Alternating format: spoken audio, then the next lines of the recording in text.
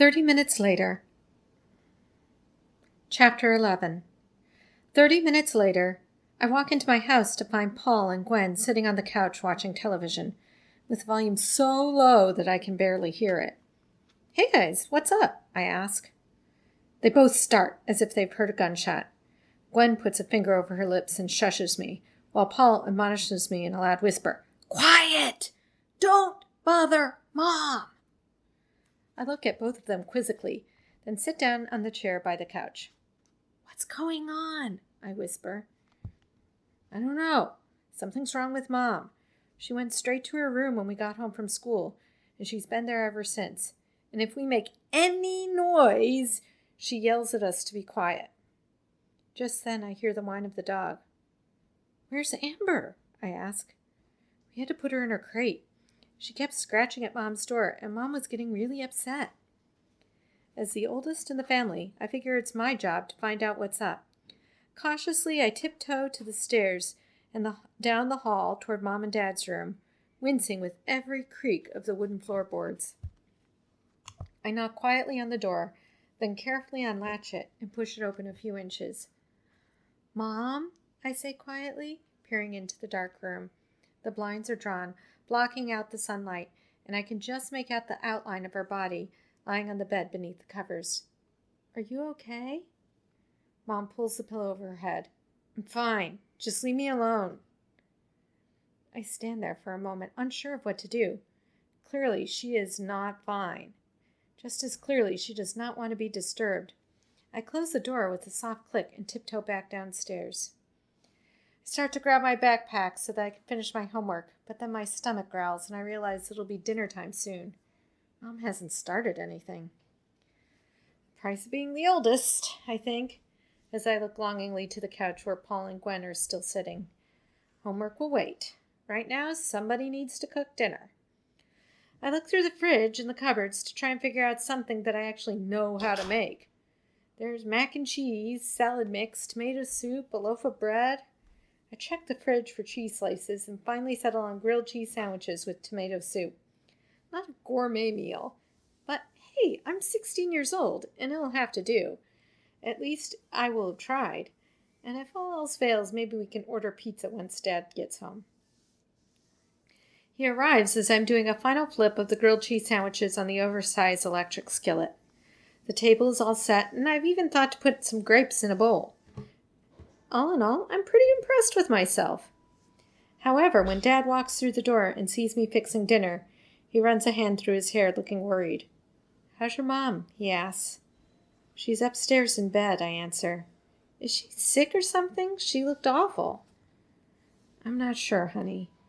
He sits down heavily in a chair, looking as though he bears the weight of the world. "But I'm afraid..." "Well, I'm afraid that losing Grandma might have been more than she can handle." "That doesn't make any sense, though," I protest. "Sure, Mom's changed since Grandma died, but she didn't stay in bed all day when this first happened. Why would she get worse now? It's a year later." "I know it's hard to understand, Kate. I think..." He rests his forehead on his clasped hands for a moment before looking back at me. "I think she was able to hold it all together for a while. But going to the crash site and, well, everything else that's happened were just more than she could bear." I stare at him as I digest his words. Everything else that's happened. He means the beads. I'm not sure whether I feel guilty or angry or both, and I'm definitely not sure how I should respond. So I turn back to the electric skillet to rescue the sandwiches before they burn. Through a blur of tears and with a strangled voice, I ask Dad to tell the others that dinner's ready. I hear his chair scoot back, and a moment later the warmth of his hand squeezes my shoulder. "We'll figure something out, Kate. It'll be okay," he says. Then leaves the room to check on Mom before calling Gwen and Paul to the table. Dinner is a quiet affair, though the food's surprisingly good. It's just 4 of us, since Mom said she didn't want to eat. Dad made a few attempts to lighten the mood, but it's clear that we're all worried about Mom. Afterwards, Dad gives me a hug and thanks me for cooking. "You go upstairs and finish your homework. We'll take care of the dishes." I look gratefully around the kitchen. taking in the disaster I managed to create in preparing a relatively simple meal. I smiled to say thank you to Dad before walking quietly up to my room. Mom's door is still closed, and there's no light coming from underneath. I typically like history, but tonight World War II holds no interest for me as I attempt to finish the timeline that should have been done this morning.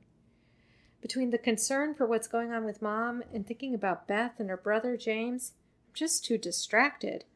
I can't stop wondering if we'll be able to get Mom's bead from Hannah and whether anyone else will ever call about any of the other beads. At 8:30, the phone rings. I pounce on it, horrified that Mom might be disturbed. It's Evelyn wanting to pray the rosary together. I groan inwardly. I have been staring at this timeline for an hour and have only written 3 dates on it. I've still got algebra homework to do as well. The last thing I need to spend time on right now is a 20-minute prayer.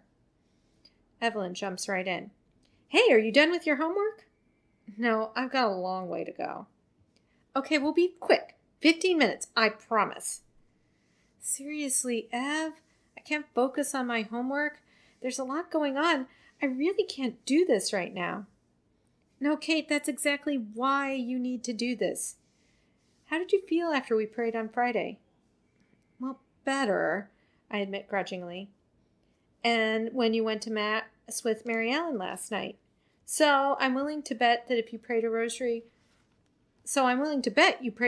with her beforehand. Yes, I give another grudging reply. And how did you feel after that? Evelyn asked with a smug tone. Clearly she knows the answer. Better, but I was praying for something else, and we were in church. We weren't doing it over the phone. This seems silly, and I've got a gazillion things to do. And I'm tired, and I want to go to bed. I hear the whine in my voice, but choose to ignore it. Sorry, she says, but I'm sticking to my guns. In the name of the Father, and the Son, and the Holy Spirit, amen. I believe. I sit there with my mouth gaping open, shocked at how pushy she's being. Realizing that my right hand is making the sign of the cross of its own accord, I seriously consider hanging up. But that seems totally sacrilegious and pretty rude. Meanwhile, as I battle myself internally, pray, hang up, pray, hang up, pray, hang up, Evelyn is zipping through the rosary at warp speed. She's saying it so fast I can barely make the words out. Does this even count? Next thing I know, we're already on the second mystery, and I don't even know what set of mysteries we're supposed to be praying today. The ones about Jesus' birth, his death? I'm totally lost. Hail Mary, full of grace, the Lord is with thee. Okay, I've caught on enough, and I feel like an auctioneer, but here it goes. Holy Mary, Mother of God, pray for us sinners, now and at the hour of our death. Whew, I'm breathless. Okay, again. I finally catch the mystery when Evelyn states the next one, the Nativity. Okay, I can remember that story. Jesus, born, stable, shepherds, wise men, got it. Then it's on to the presentation. Not so sure about that one. Then Jesus founded the temple. I think I remember a thing or two about that, and then, before I know it, Evelyn's finishing with a flourish. I find that I've sunk to my knees and I'm kneeling beside my bedside. And lo and behold, once the dust settles and I find my breath again, I actually do feel better. Okay, that's it. This is Evelyn Langford signing off. Now go finish your homework and see you tomorrow. She makes a loud smack kissing sound, chuckles, and then click. The line's dead. I stand up, sit down at my desk, and finish the timeline in 20 minutes. The algebra's a breeze, and before I know it, I'm tucked into bed. Dad comes and gives me a hug and kiss goodnight, and I'm out like a light. Evelyn puts so much faith in prayer that I wake up the next morning feeling confident that things will all be better. Yet, when I come down for breakfast, Mom's nowhere to be seen, and it's clear Dad's on duty again. I don't bother asking this time. I'm sure the answer will be the same. Your mom's not feeling well. I half expect the phone to ring even before we leave for school. I half expect the phone to ring before we even leave for school. even though it's crazy early. After all, the last time Evelyn and I prayed for someone to call, they did, and within minutes. But 3 days later, no one's called, and you can imagine my disappointment. Add to that the fact that Mom's still holed up in her room with the blinds closed, and I'm ready to throw my rosary out of the window. It clearly isn't working. Thinking that perhaps Aunt Mary Ellen can shine some light on this subject, I pick up the phone. Then I decide she'd just tell me to pray, so I hang it back up. I think about what Uncle Joseph said on Sunday night and pick up the phone again. Then I realize I don't really feel like hearing any wisdom right now. I just want Mom out of her bedroom and 5 calls from people who have found beads so I can hang it back up. This time, to remove the temptation to call my aunt, I head downstairs to make dinner. Yet again. Tonight, I'm feeling ambitious. I want to drown out the thoughts of Mom and rosaries and calling Aunt Mary Ellen. Besides, I think everyone's had enough macaroni and cheese and grilled cheese sandwiches to last a lifetime.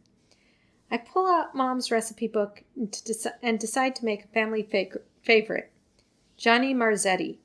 This is one of those recipes Mom used to make often, so locating the ingredients is pretty easy. The hamburger and sausage are in the freezer, and I defrost them in the microwave before putting them in the skillet. Then there's 1 onion and half a green pepper left in the fridge. I chop those and leave them to sit as I brown the meat. I boil water and add rotini pasta to it, then lose myself in the mundane task of pushing meat around a skillet. As I work, I remember the times when I used to help Mom in the kitchen. For as long as I can remember, she's let me stir and measure. She started letting me use the sharp knives when I was 8. I remember feeling so grown up, standing at the counter on a stool to chop an onion, and being so embarrassed when tears ran down my face, and I didn't even know why. Mom laughed and gave me a hug and said, "Sweetheart, chopping onions makes everyone cry. Even me. Here, let me show you." And she took the knife from me, and before I knew it, she too was sniffling and wiping her eyes with the corner of her chic apron. She looked up from the onion, gave me a wide smile, and said, "See?" Then she bent down and started tickling me, and I tried to tickle her back, and we both collapsed on the floor in a fit of giggling. The memory makes me smile, thinking about how it used to be. She was a really good mom. Who would ever have thought she could change into this shadow of the mother she once was? In these past few days, she hasn't even been a shadow, more like an empty void. Now I find myself crying again, and it has nothing to do with an onion. Something's got to give. We can't continue to live like this, and I'm beginning to really worry about Mom. I haven't seen her eat anything in days. I sneak into her room after school each day to bring her a little something. A bagel, an apple, anything I think she might enjoy. But she never takes more than a bite or 2. Maybe tomorrow I'll ask Dad to stop and get some frozen yogurt. Vanilla and orange cream swirl with her favorite toppings. How can she survive barely eating? I haven't asked Dad about that trip down to visit Hannah, but I've decided to talk to him tonight. Some warm air and sunshine would do us all good, especially Mom. She clearly needs to step foot outside of her bedroom again, although I'm not sure she'd be willing to go at this point. But the more I think about it, the more I believe that Hannah and her family might be willing to give us the bead, now that Hannah's better. The beads seem to have worked miracles for Emma and Hannah. Surely they could make a difference for Mom. I shake myself out of my reverie, and upon assuring myself that the meat is sufficiently cooked, add the onion and the green pepper. Finally, it's all ready to combine in the casserole dish and top with cheese. I forgot to preheat the oven, so I read for a bit while waiting for it to heat. Then I throw my creation in when a ding tells me the oven's ready. I stand back and survey the kitchen, which has now become my domain. Feeling pleased with myself despite all of my worry over Mom. I hadn't even made too much of a mess, and if the meal is anywhere near as good as it smells, we're in for a treat. Half an hour later, I pull dinner from the oven and place it on the table, then call to the family to dinner with a flourish, proud of my accomplishment. Gwen and Paul dig in and eat with gusto, but Dad just picks at his food and barely takes a bite. A few minutes later, Gwen asks, "Where's the fruit?" I glance around the table and realize I was so busy fixing the casserole and thinking about Mom that I forgot to fix anything but the casserole. I start to get up, but Dad puts a hand on my shoulder and tells me he'll get it. A few minutes later, with canned peaches added to the table, I notice Dad still isn't eating. He glances around at the three of us. Gwen and Paul are devouring the fruit as I sit staring back at Dad. He clears his throat, straightens his chair, and then folds his hands on the table in front of him. "Kids," he says, "I need to talk to you about—" He clears his throat again. "Your mom." He looks at each of us, making sure that we're all paying attention. "Well, guys, your mom's... well, she's not well." The woman hasn't come out of her room in 4 days. Not well seems to be a bit of an understatement. "Yeah, Dad, we know," Paul says quietly. I think she needs some help." He rubs his hand over his eyes, and I suddenly realize how tired he looks. "I've talked with a friend of mine who's a psychologist, and he recommended that we get some counseling for her. What she's doing right now, not eating, staying in bed all day, well, he says there's a cause for concern, and that it might be best for her to go to," he clears his throat, "a wellness center for a few weeks." Dad, usually so well-spoken, stumbles over the word. Dad leans both elbows on the table in front of him and buries his face in his hand, pressing his fingers into the corners of his eyes as if to stop tears from coming. When he lifts his face, I can see that he was not successful. His fingers are wet, and now the tears are streaking down his cheeks. I talked with her this afternoon, and she's agreed. He looks at around the table at us again, like he's trying to reassure us. She knows something is wrong, and she doesn't want to be this way either. She just doesn't know how to come out of it. He pauses, takes a deep breath, and continues. "I found a good place, one that comes highly recommended by my friend. He says she'll be comfortable there, and they're very successful at helping people, especially people dealing with depression and grief. I'll be taking her there tomorrow, after you're at school." I feel a rush of mixed emotions as Dad explains this. First, there's a guilty sense of relief. Life with Mom in the house has become pretty miserable. Sneaking around, trying not to make a peep or step an inch out of line, it's kind of awful. The thought of being able to actually live in our house again makes me more than just a little bit happy. But then there's also a terrible sadness. I can't believe that my mom is checking into some sort of mental health facility. She's supposed to be stronger than that. She's supposed to be the one I rely on. She's supposed to be there for me when I cry, and when I celebrate, and when I laugh. Sure, she hasn't been that person for a year now, but this makes her decline so much more real to me. The third emotion is one I'm not proud to confess. Embarrassment. How am I going to explain to everyone that my mom has suddenly disappeared? "Oh yeah, my mom checked into the loony bin," or "a darkened room was no longer enough, so we got her a padded cell." I find myself dreaming up excuses, distortions of the truth like, "Oh, Mom just needed a break, so she's going to go on her own little vacation." Fourth, I'm ticked. Ticked that I prayed for her with Aunt Mary Ellen, and then I prayed again Monday night with Evelyn. And even if the intention wasn't for Mom, surely it should count for something. Surely it should have helped. But it didn't. She's worse. And this situation is worse. And I want it just to be over. But I see no end in sight. So what's the use of praying if this is all you get in return? Why bother? I'm starting to think that life was better before all of this started to happen. Before I found the bead, before I heard the amazing stories, before we started on this search. Life was better when I hadn't played a darn rosary in 8 years? Paul and Gwen are asking questions, but I don't want to hear the answers. I push my chair away from the table and stand up abruptly. I'm not hungry anymore, I say before nearly running up the stairs to the privacy of my room. Once there, I give my pillow a few good punches. But it doesn't make me feel better. So I throw the pillows across the room. Another pillow follows, and then another, and then another. One of the pillows knocks over a ballerina figurine on my dresser that Grandma gave me when I was 4. It smashes to the floor and breaks into tiny pieces. I try and catch it, but of course I'm too late. Tears stream down my face as I pick up the pieces of porcelain. I hold them in my hand and wonder, why? Why is this happening to me? What have I done to deserve this?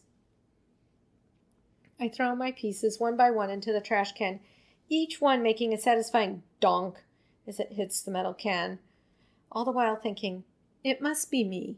I must have made this all happen. I was mean to Gwen, and I disrespected Mom all the time. I didn't help out enough at the house.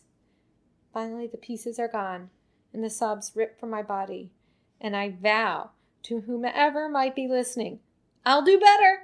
I'll be better. I promise. I will. I promise. Just bring her back. Bring back my Mom.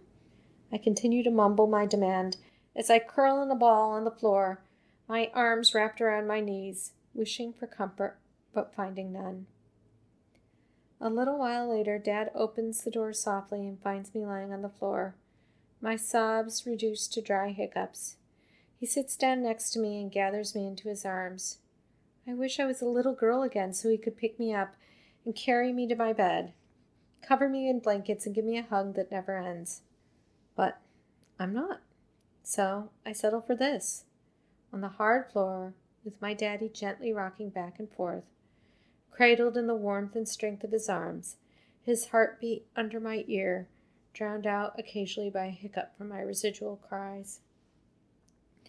For a long time, he doesn't say anything, and I'm glad. Words would ruin the solace that his warmth gives. He simply rocks me, periodically smoothing my hair back from my forehead, or rubbing my arm in a comforting gesture. Finally, the hiccups are gone, and I begin to feel silly being held in my father's arms like this. I move to get up, but he doesn't let me go. Kate, I know this is hard. Probably harder on you than it is on Paul and Gwen. I'm sorry that you have to go through this, for everything that's happened in the last year. And I wish I could make it all go away for you. But I can't. His arms tighten around me. Mom is going to get better. But it isn't going to happen overnight. We've just got to stick together and get through this. He finally lets me go, and I sit up, but don't look him in the eye. How long will she be there? I ask. It'll depend on how long it takes for them to stabilize her. Probably a few weeks. Then she'll be able to come home and do outpatient treatment. Can we go visit her? I ask, but I'm not sure that I'll really want to. I'm not sure, honey. We'll know more after tomorrow. So I guess this means we're not going to Florida to see Hannah over spring break. I finally sneak a glance at him, and I can see that he's been crying too. No, sweetie. We just can't leave your mom right now. And she's not up for traveling. Maybe in the summer, okay? But Dad, what if the bead could help her? And Elizabeth's bead helped Emma, and the other beads helped Hannah. What if that's what Mom needs, Dad? Kate, we've talked about this before. A bead does not hold some magical power. There's no such thing as magic, honey. You know that. I didn't say magic, Dad. But what if it's some special link to Grandma? What if Grandma's praying for the people who have her beads? Dad's clearly uncomfortable with the direction of the conversation and anxious to put an end to it. Kate, if there is a heaven, your Grandma would be there. But I'm not sure how much she could do from there. And if she could make things happen, I can't imagine why she would need a bead to do it. He stands up, brushing his pants as he does. Look, you know I'm not the right person to talk to about this. I'm sure your Uncle Joseph could help, or even Aunt Susan or Mary Ellen. He holds up a hand to help me up. I take it, and he pulls me to my feet and into another hug. I draw comfort from his warmth, a father's combination of strength and softness, and I relax in his arms for a moment. He rests his chin on the top of my head. Kate, I love you so much. We're going to get through this, baby. We'll get through it together, okay? The tears start to come again, but I hold them back. I nod my head, chin wobbling, and pull gently from his embrace, looking at my feet. Okay, Dad, I manage in a strangled voice. Anxious now for this conversation to be over, I look over at my desk, where my history book lies open, waiting for me to study for the test over World War II. I better get my homework done, I mumble, and I walk to my desk and sit at the chair. I simply can't face him right now. He walks up behind me, gives my shoulder a gentle squeeze, and says, Okay, sweetie, can I get you anything? I shake my head, afraid that I'll start to cry again if I try and speak. Dad gives me a kiss on the crown of my head, and then quietly leaves the room, closing the door behind him.